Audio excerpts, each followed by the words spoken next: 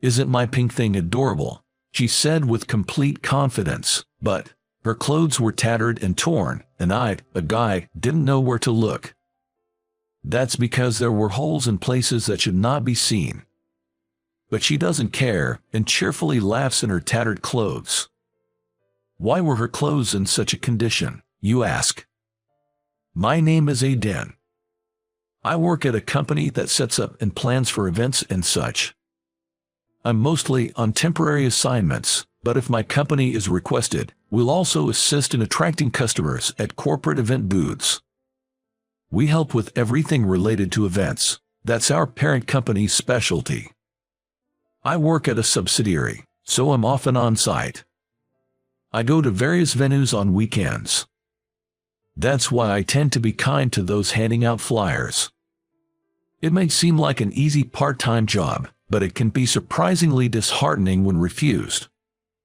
So even if I have to decline, I always try to do it with a gentle smile. But I just witnessed an unbelievable scene. Excuse me. There was a girl trying really hard to call people over. A college student, perhaps. I can tell she's working really hard, but she's being completely avoided by the crowd. Why? Her approach is not bad at all. A bright voice and smile can disarm people. But her clothes are just awful. I mean, they do catch the eye, but they're incredibly tattered.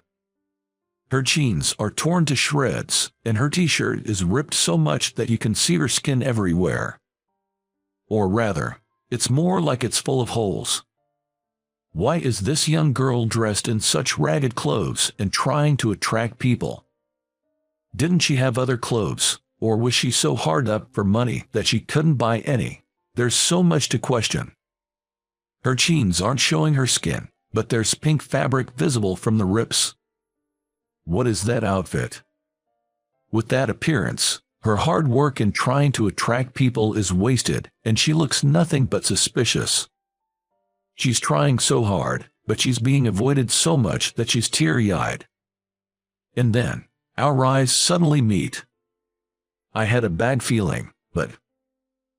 excuse me, you there, just a moment, please help me, just a little bit. Apparently, having been rejected too many times, she seemed to have lost herself or become desperate, and she was crying out to me. As for me, I really wanted to run away, because I was being looked at strangely by those around me. But she was being avoided so much, and the way she looked at me with those puppy dog eyes, I felt a little sorry for her. So I thought I'd at least listen to what she had to say. A survey. Yes, I want to know what you think about the clothes I'm wearing. She was looking very dejected, a girl named Sarah Garcia, hanging her head. Apparently, she's attending a fashion school and was conducting a survey for a thesis on how much damage is acceptable on damaged jeans. But it seems she was about to lose heart, being avoided like that. I couldn't help but blurt out, "How are you going to handle it if your sample isn't staying still?" No, I mean, it's a survey about what people think of the person wearing the clothes, right? If you move, the survey results will change. Yes, the subject of a survey should not move. Suppose you are thought to look like you have holes in your clothes just by wearing them. But if you move in those clothes, the impression of the outfit might change. The image is entirely different when seen in motion compared to when stationary. Also, that outfit is too eccentric. You are ruining your chance to attract people. I've got experience in attracting people. Do you want me to show you a little? Really? Sarah's face brightened, and I felt a little motivated. I may not need to go that far, but it's just a kindness. I instructed her to stand with a smile. Then, I turned to the people who looked at her and said, "Hello, excuse me for speaking to you out of the blue. Actually, she's researching the impression that clothes give. Could you spare a moment to help us out?"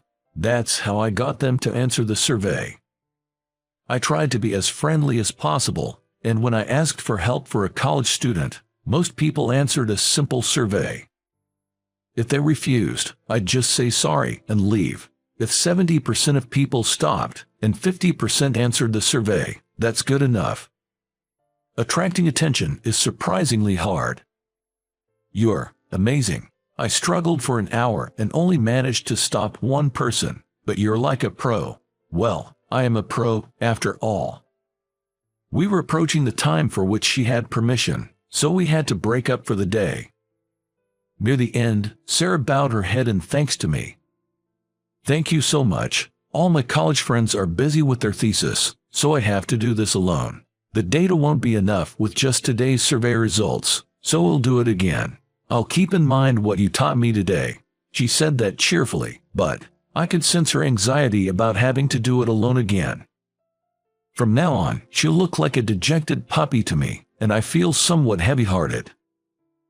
Don't show me that look.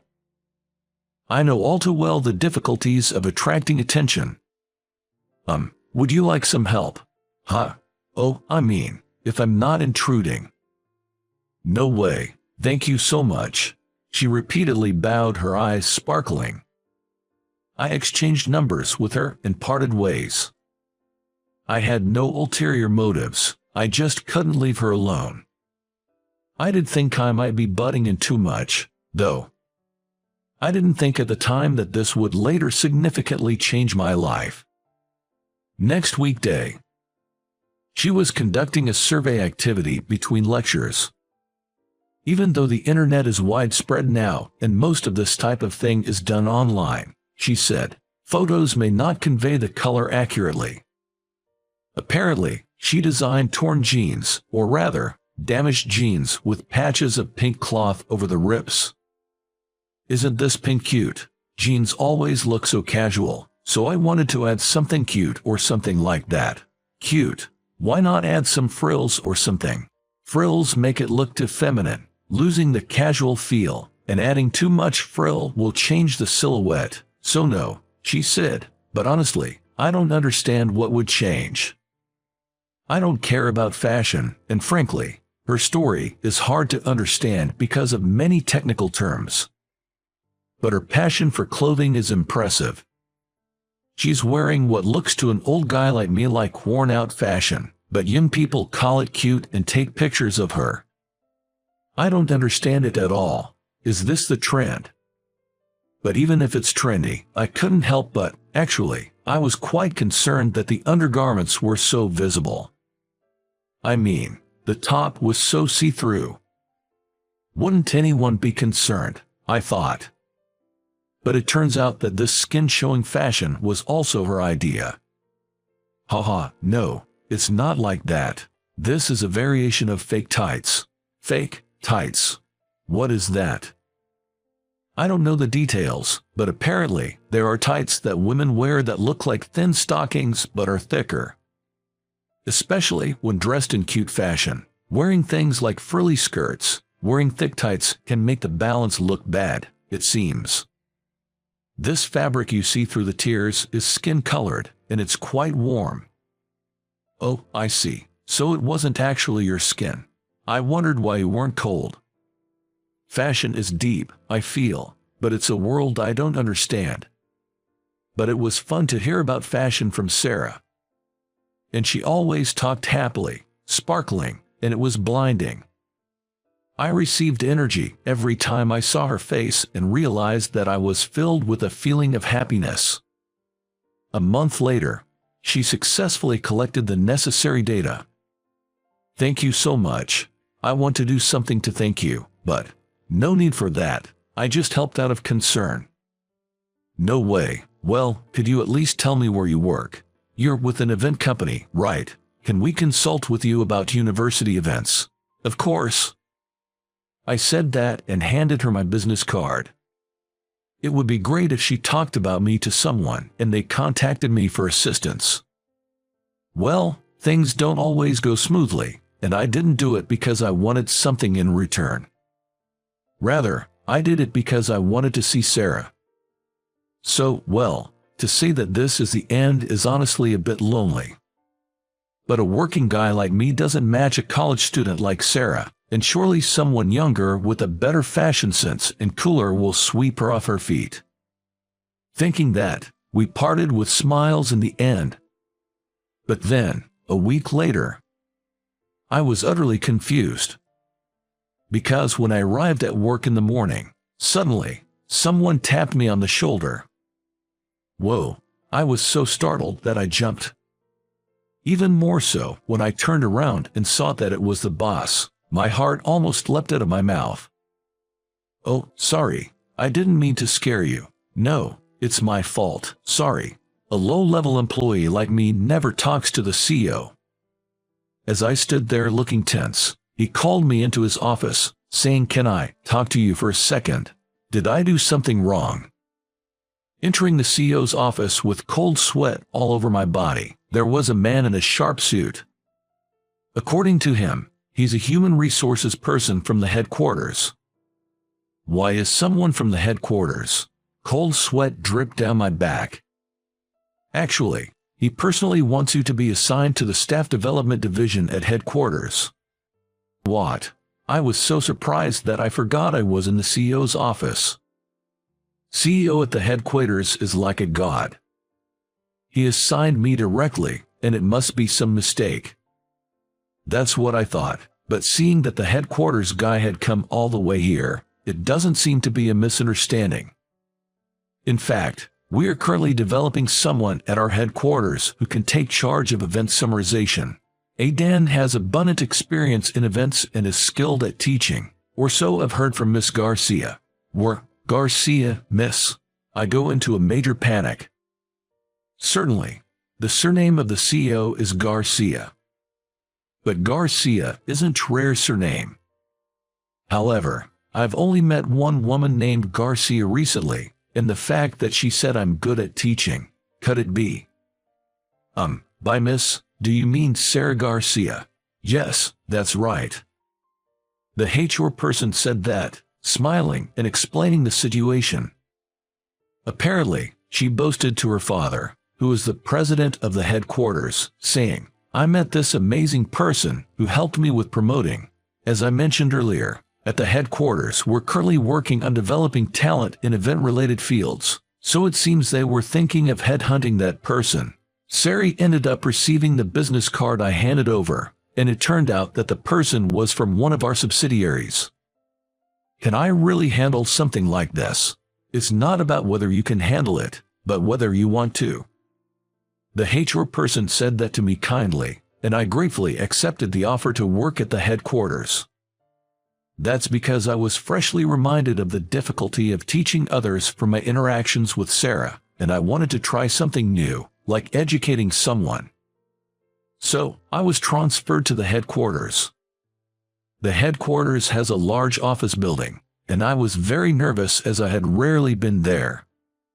Moreover, since I was introduced by the CEO's daughter, I had to go and greet him. As I headed to greet the CEO, with great trepidation, I heard, Aidan, there is Sarah here as well." Why is Sarah here? I was surprised in various ways, but it seems she helps out at the company during her college breaks. I want to hold a fashion event in the future, and I'm studying for that. I also have a part-time job in fashion, so it's quite tough, Sarah said, laughing. I hadn't seen her in a while, but today she was wearing office clothes, with pink tights, and was quite flashy. Well, this company handles events, so hairstyles and nails are relatively free. Listening to our conversation, the CEO said, "It seems my daughter has been taken care of, and as a father, I must thank you, but I won't be easy on you, so be prepared for that," putting me on notice. I hurriedly declared, "I will do my best." From there on, it was really tough. I struggled with unfamiliar tasks and made many mistakes. But the sense of accomplishment from completing the work was immense, and I became more and more absorbed in my work. However, it boosted my confidence, and I was able to act more boldly than before. Perhaps that's why I could muster the courage to take a step forward. The content was to invite Sarah to tea, an incredibly trivial matter. Is it okay? Yay. Sarah and I started having tea together frequently. Every time, I couldn't quite understand the mysterious fashion terms she told me, but being with her was fun. I think I like Sarah. I unconsciously muttered such a thing. I wondered what I was doing myself, and honestly, I didn't realize what I had said for several seconds. But Sarah shyly smiled and said, "I like you too. I mean, I wouldn't go for tea every time if I didn't." We started dating. Although she's still a college student. So I intend to wait for her until she graduates. A few years later. Isn't the lighting here a bit too bright? Oh, come on. It's just your professional bias. I was checking the wedding venue with Sarah. We're going to have a wedding next year. The fully matured Sarah was tired of me looking at the venue's lighting.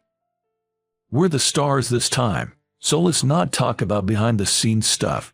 But Sarah, you're designing your own wedding dress, aren't you? You kept insisting. It's fine because it's something I'm going to wear.